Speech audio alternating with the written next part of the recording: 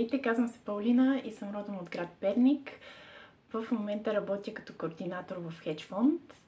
Една от най-запомнящите се случки в фолклорен ансамбъл България е първото ми посещение при тях, при което бях така включена ударно в танца картини от България, на който аз всъщност изобщо не знаех стъпките и беше изключително смешно как се опитвах да вляза в ритъм.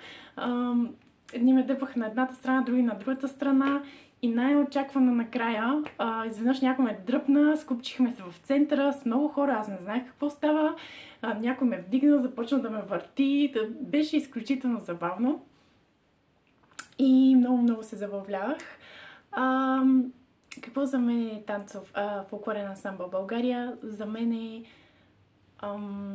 сплотеност, топлина и завръщане към корените.